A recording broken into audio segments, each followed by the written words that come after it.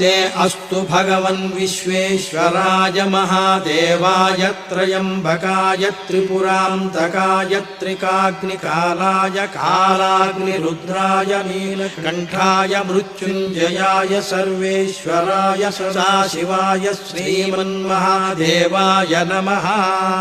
नमो हिरण्यवाहवे सेनान्ये दिशां च पतये नमो नमो वृक्षेभ्यो हरिकेशेभ्यः पशूनां पतये नमो नमः सस्पिञ्जराय त्रिषीमते पथीनां पतये नमो नमो बभ्रुषाय व्याधिनेन्नानां पतये नमो नमो हरिकेशायोपवीतिने